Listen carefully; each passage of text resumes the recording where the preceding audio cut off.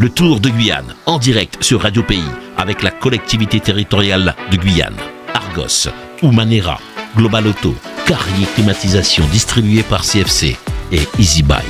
La société Phinophile de Guyane et Renti Location. Radio Pays, au cœur du Tour de Guyane. Oui, bonsoir à tous, bienvenue sur cette 33e édition du Tour de Guyane. Nous venons de terminer la première étape à l'instant, une étape qui était partie de la CTG, qui est arrivée sur cette belle commune de Rémières-Montjoly aux alentours de 17h17 plus précisément. Et sans plus tarder, nous avons sur le plateau pas mal d'invités. On a des invités de la Team Borner, ensuite on va accueillir monsieur Alexis Bunch du club du Saint-Laurent de Maroni. Et puis bien sûr nous avons avec nous des partenaires, donc sans plus tarder, le générique.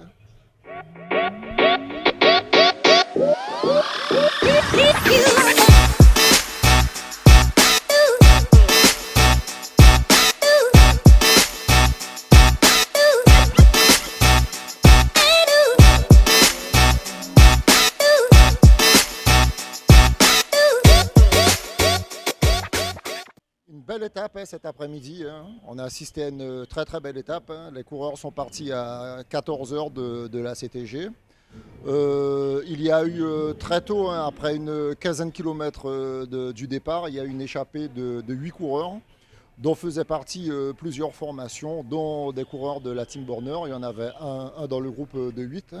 On avait plusieurs formations, il y avait aussi la Team Haguenau, il y avait aussi un coureur de la sélection de la Martinique, il y avait un coureur du VCM, en l'occurrence Benjamin Bousquet.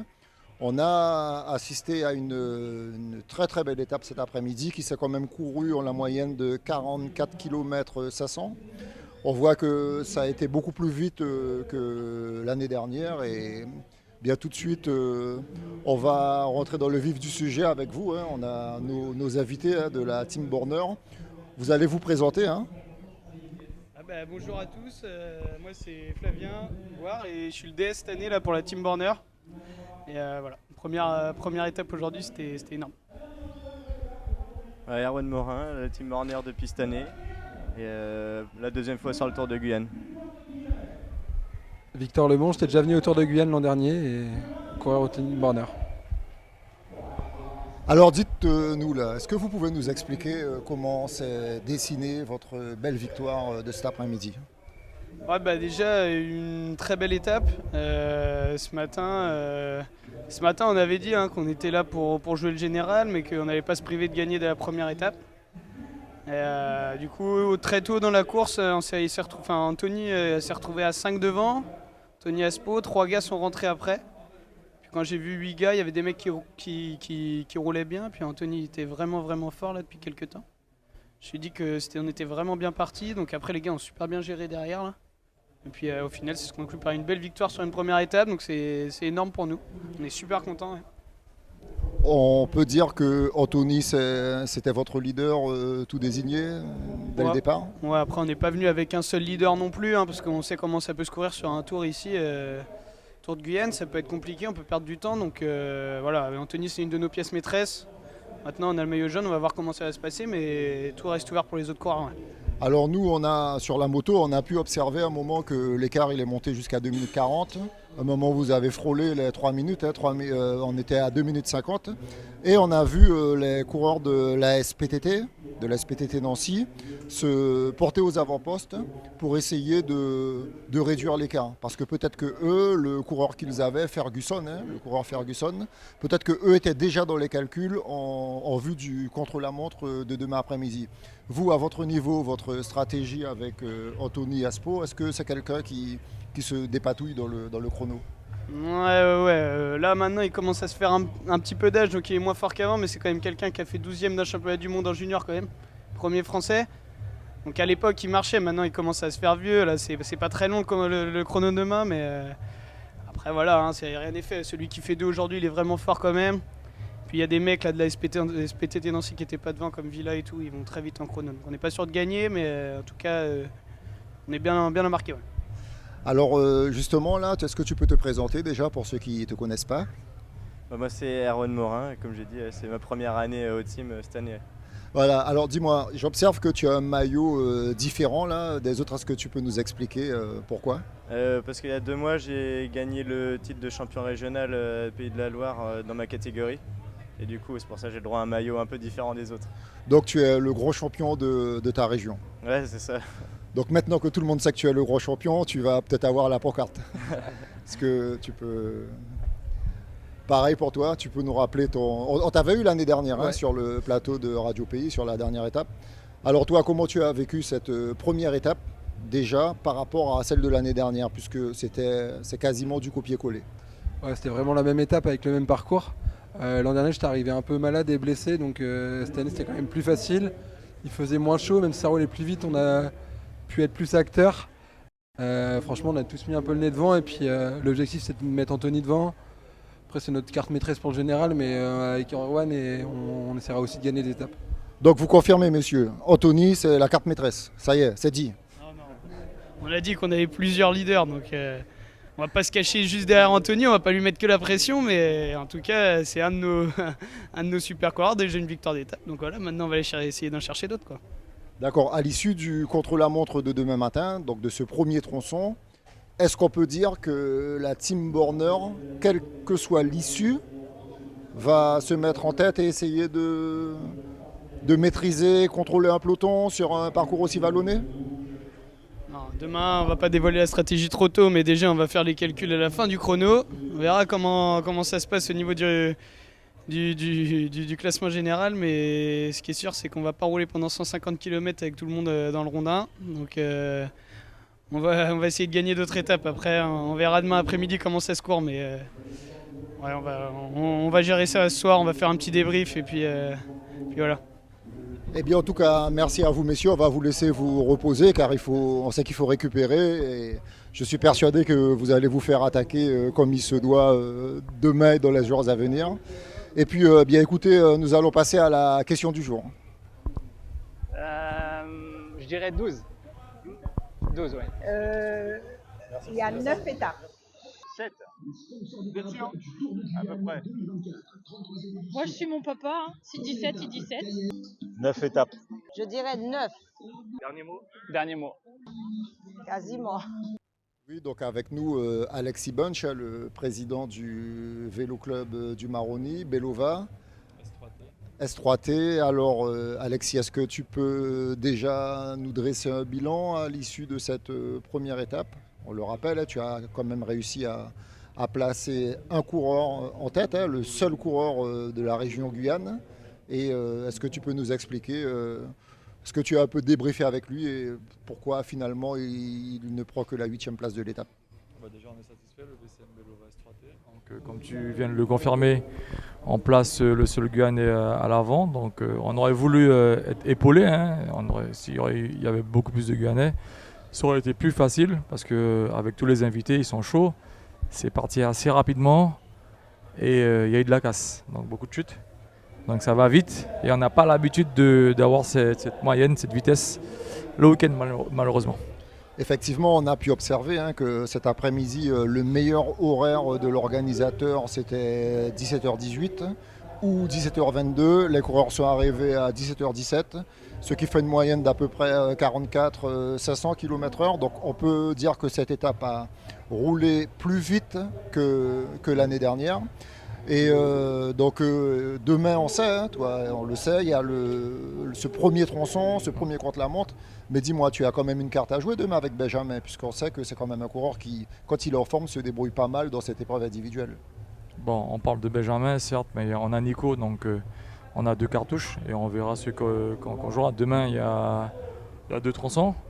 Aujourd'hui on verra comment ils vont récupérer, il y a la récupération aussi. Il faut savoir que Bousquet est rentré hier de la Martinique avec les problèmes de vol, il était bloqué, il a dû faire un aller-retour jusqu'à Mana et on verra comment il a récupéré d'aujourd'hui et de son voyage. Effectivement, on sait que Benjamin, c'est un bon athlète sérieux qui se prépare. Je sais aussi que Nicolas Evenson, il a quand même fait quelques déplacements sur la métropole. Dis-moi Alexis, je sais que c'est pas évident de chercher des fonds Comment vous vous organisez au VCM? Ben, on s'organise, on fait comme tout le monde, hein, on fait comme tous les clubs, on tape et on demande, on envoie des courriers, on fait des prestations et puis il y a certains qui viennent quand ils voient le travail fourni, sans demander, ils donnent. Ils donnent et ils essayent de faire du mieux qu'ils peuvent. Ah, et c'est tout le monde, hein, c'est pas que les collectivités, c'est pas que les entreprises, même les particuliers donnent. Que ce soit sur Cayenne, que ce soit sur toute la Guyane. On peut observer depuis quelques années quand même une belle progression du vélo club du Maroni. Mais dis-moi, est-ce qu'il n'y aurait pas de la place pour une deuxième équipe par exemple sur Saint-Laurent? Non, il n'y aura pas de place pour une deuxième équipe. Parce que pour travailler correctement, il ne faut pas avoir beaucoup de coureurs. On le constate dans certains clubs, ce n'est pas la quantité qui fait la qualité. Donc après, certes, si on a 12 gars qui sont bons, on peut aligner 2 équipes, je ne dirais pas non. Mais l'objectif du VCM, c'est de former des jeunes. Nicolas, ça fait un moment qu'on a arrêté les jeunes. On va essayer de reprendre. Et ça fonctionne toujours parce que Bousquet, il est venu à un certain âge et on a quand même des résultats. Oui, effectivement, on rappelle le VCM tout au long de la saison qui a quand même brillé sur les différentes épreuves locales. Car vous êtes quand même avec Nicolas Evenson. Et je me suis dit, il faut que je forme des jeunes comme toi, comme Donaïs, comme les grands champions. Et ça fonctionne, donc pourquoi changer une recette qui fonctionne, qui est très appréciée de tous. Et puis quand il y a les invités, c'est là qu'on voit nos valeurs. Écoute, en tout cas, c'est tout ce que nous pouvons te souhaiter à Radio Pays, que Saint-Laurent continue à grandir. Le cyclisme guyanais, qu'on le veuille ou non, a besoin des coureurs de l'Ouest. Et puis voilà, donc bonne continuation pour la suite. Bon courage pour la suite. Merci. Je sais que c'est pas facile, il faut aller remobiliser les troupes, il faut récupérer. Et on va donc te libérer. En tout cas, merci à toi, Alexis. Merci à toi, Steve. Merci et puis, bonne chance Radio pour Pays. la suite. Alors le temps pour nous de quand même donner le classement de l'étape. Donc le premier, le rappel, c'est Anthony Aspo de la Team Borner. Le deuxième, il s'agit d'Herman Keller du club de Chils. Et le troisième, c'est Joshua Arnaud du club d'Haguenau. Ok, donc rubrique un jour, un tour. Un tour à, nous sommes à... La commune Rémire. tient son nom des 2 anciennes communes de Rémire et de Montjoly, fusionnées en 1969. Rémire tire son nom de la déformation de l'ancien nom de Armire, dont l'origine prête à débat. Pour certains, il s'agirait d'une toponymie d'origine amérindienne, alors que pour d'autres, il s'agirait de la déformation du lieu-dit de l'anse de Miret, d'abord déformé en Irmire par les colons juifs hollandais, puis en Armire par les Français qui prirent la suite. Au début du XXe siècle, une des plus grandes catastrophes naturelles répertoriées dans le monde contemporain eut lieu au nord de la Martinique. En effet, le 8 mai 1902, l'éruption de la montagne Pelée a totalement rasé la ville de Saint-Pierre. Seuls quelques individus présents sur place survécurent. La destruction de cette ville renommée pour l'ambiance festive de son port et son rayonnement culturel attise l'empathie et la solidarité de personnes, d'associations et d'institutions du monde entier afin d'aider les survivants. C'est dans ce contexte que des Martiniquais de Saint-Pierre sont amenés à migrer en Guyane et plus particulièrement sur le domaine de Montjoly.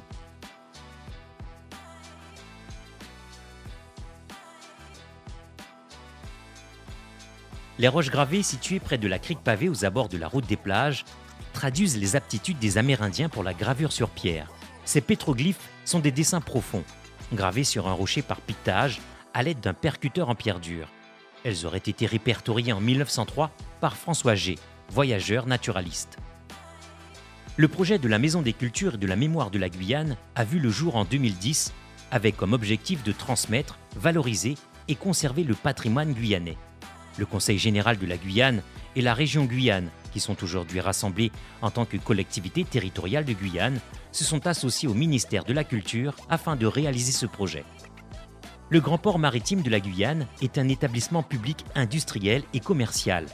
Créé par décret du 1er octobre 2012, il regroupe les sites portuaires de Dégradé-Cannes à Rémire-Montjoly et de Pariacabo à Kourou. C'est le principal port de commerce de la Guyane, territoire français et européen situé au nord de l'Amérique du Sud entre le Brésil et le Suriname. Il répond aux standards internationaux de sûreté et aux exigences réglementaires de sécurité, santé et environnement. C'est aussi un acteur incontournable dans la chaîne économique du territoire guyanais, car plus de 95% des biens import-export sont traités sur ces installations.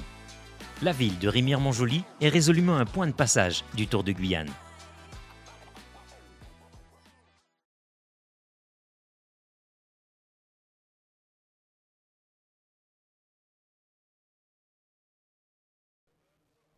Avec nous, Patrick Schiltz, le directeur sportif de cette équipe de Schiltz. Oui. Alors dis-nous Patrick, cet après-midi, belle opération quand même pour toi puisque tu prends la 2e place avec Herman Keller. Oui, on est très contents. Je pense qu'on a gagné le sprint du peloton aussi. Et 2e ou 3e du sprint. Oui, alors je rappelle, hein, vous finissez 2e de l'étape. Ouais. Et vous prenez la 9e et la 10e place du peloton. C'est tout bon ça pour le classement par équipe? Oui, normalement on devrait avoir le classement d'équipe. Je crois qu'on a aussi le maillot, le maillot blanc. Je crois aussi qu'on a le maillot rouge et le maillot orange. Et on est 2e au jaune et au vert. C'est très bien. Aujourd'hui, vous réalisez quand même une belle opération parce que vous êtes un peu sur tous les tableaux. Hein. Vous prenez le maillot blanc normalement, passez premier par équipe. Vous prenez le maillot rouge des pois chauds normalement. Et éventuellement peut-être demain le Yellow Jersey à l'issue du contre-la-montre. Est-ce que ça va être bon pour Herman? C'est possible, mais Herman n'a pas amené son vélo contre la montre. Et notre spécialiste contre la montre, il a gagné le sprint du peloton. Mais je ne sais pas combien de temps ils étaient. Alors, on verra. Votre spécialiste du contre-la-montre, c'est Dominique Schiltz? Oui, Dominique Schiltz aussi, mais il a eu un mechanical aujourd'hui. Oui. Et malheureusement, ils ont laissé passer. Ils ont laissé passer toute la voiture. Ah oui. Et il a perdu quelques temps et il a dû faire un très grand effort pour rentrer au peloton. Ça a été très compliqué parce que quand il a eu sa panne, en fait, ils ont coupé la caravane. Ouais. Et c'était difficile pour lui, on l'a vu avec la moto, c'était très difficile pour lui de revenir. Voilà. Alors que c'était un ennui mécanique surtout. Donc là, il a quand même laissé des forces et peut-être que tu penses qu'il sera moins performant sur le contre-la-montre. On verra. L'année passée, c'était une année perdue parce qu'il avait une blessure. Et il a eu une mechanical la première étape aussi. Mais cette année-ci, il va très bien. Mais je pense que c'est James Ambrose Parrish qui va faire mieux dans le contre-la-montre demain. D'accord, c'est bien, tu nous as donné un nom, tu nous as donné un tuyau. Et les ambitions, sérieusement, du Vélo Club de Schiltz. On sait que ça fait plusieurs années que vous venez quand même. Là, vous êtes venu pour éventuellement. Vous êtes venu pour éventuellement remporter le Tour de Guyane cette fois-ci avec une meilleure équipe? Probablement, mais on ne sait jamais, on fera l'autre meilleur. En tout cas, très bien, c'est tout ce qu'on vous souhaite. On va aussi vous libérer. Hein. Et puis, bon courage pour la suite et Radio Pays, on sera là pour vous suivre. Hein. Excellent. Voilà, ok.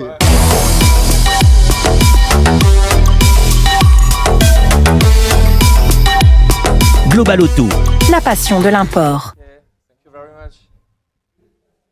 Bonsoir à tous. Donc avec nous Anthony, hein, Global Auto. Alors dis Anthony, on sait que sans partenaire, le sport ne demeure pas. C'est ça, tout à fait. On encourage une jeune équipe, le Sprint Club de Macouria, pardon. Et on sait que le cyclisme, c'est un sport qui demande énormément de moyens financiers. Donc nous, Global Auto, on a décidé cette année de s'engager aussi sur le Tour cycliste de Guyane, cette belle 33e édition. Et on est aussi présent dans d'autres sports hein, comme le tennis, le rugby, le futsal. Et voilà, on est très très heureux d'être sur ce Tour cette année. C'est bien, vous êtes un peu présent dans plusieurs domaines d'activité, vous jouez le jeu. Est-ce que vous pouvez nous en dire un peu plus sur Global Auto ?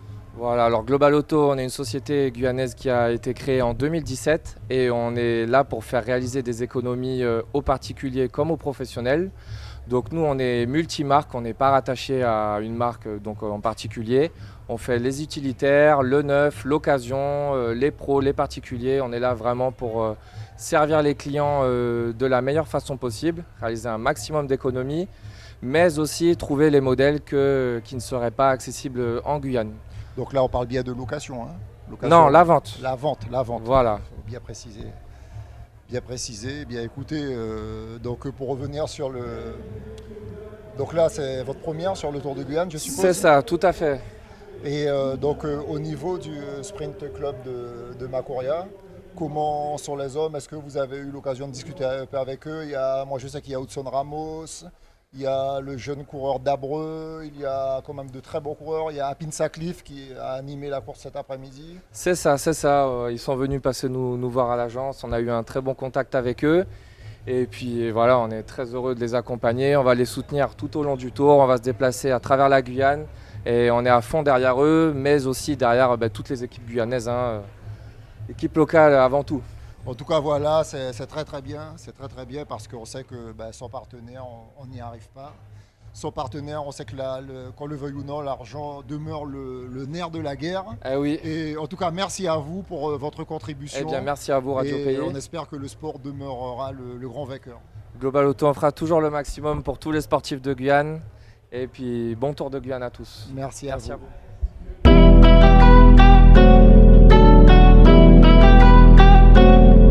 Argos, ciment nous pays.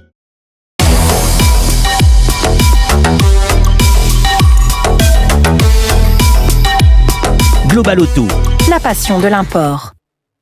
Avec nous, la présidente du jury, membre incontournable dans cette caravane, puisque vous gérez tout un collège d'arbitres, vous gérez tous une organisation. Alors dites-nous comment ça s'est passé pour vous, ce top départ, cette première étape? Très nerveux, ça a été très nerveux au départ, quelques chutes, mais je trouve que c'est très festif. Tout le long de la route, on voit beaucoup de monde et les gens sont vraiment généreux, quoi. Ça donne à boire aux coureurs. J'ai pas l'habitude de voir ça sur le continent. Une course très très disputée. Le vainqueur a quand même que 2 secondes d'avance sur le second. Donc ça prouve que c'est une course qui est plutôt disputée, mais j'ai trouvé que c'était quand même nerveux. Mais au niveau de l'allure, par rapport à ce que vous avez l'habitude de voir en Europe, vous avez trouvé ça comment? Ça a bien roulé. Ça a quand même bien roulé, malgré la chaleur. Malgré la... oui, et puis vous avez été tolérante, puisque vous avez ouvert le ravitaillement beaucoup plus tôt. Absolument. Voilà, c'est parce que vous pratiquez le vélo vous-même? Je fais du VTT, mais je connais le vélo depuis des années, depuis que je suis née. Je suis née dans le vélo, on va dire. Voilà, donc je sais ce que c'est que l'effort. Et puis par ces chaleurs-là, on a quand même des équipes qui viennent du continent.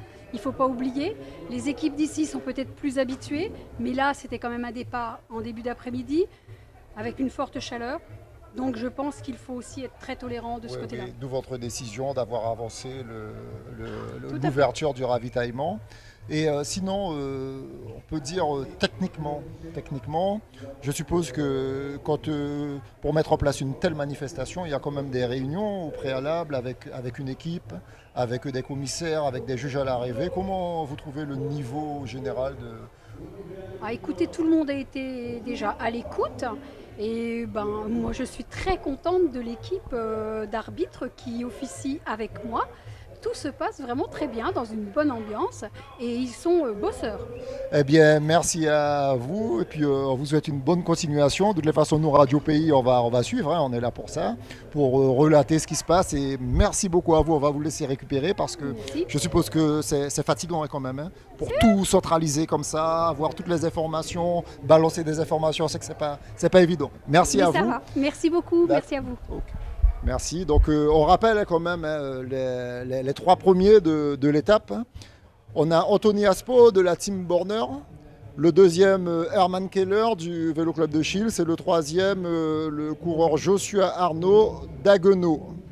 Donc demain, l'étape de demain une étape qui va se courir en 2 tronçons. Le premier tronçon, il y aura un contre-la-montre qui partira de l'entrée du chemin Mogès, qui arrivera devant la piscine de Matoury pour une distance de 17 km. Et puis l'après-midi, les coureurs partiront d'ici, de cette commune de Rémières-Montjoly. Ensuite, ils iront en direction du pont de la Comté. Ils apporteront les difficiles bosses de la route de l'Est, où ils feront demi-tour à l'auberge des Orpailleurs, contrairement à ce qui se faisait habituellement. Habituellement, on rappelle que les coureurs faisaient demi-tour au carrefour de Cacao. Cette fois-ci, l'organisateur, pour durcir l'épreuve, a fait en sorte que les coureurs fassent demi-tour à l'auberge des Orpailleurs, ce qui va rendre cette course très très difficile. On espère beaucoup de spectacles. Et puis l'arrivée de ce deuxième tronçon se fera à nouveau devant la municipalité, devant la piscine municipale de Matouré. On vous remercie de nous avoir suivis. Bien sûr, on remercie la ville de Rémières-Montjoly, on remercie monsieur le maire qui nous a accueillis. Et puis voilà, que la fête continue et que le sport continue. On se donne rendez-vous à demain.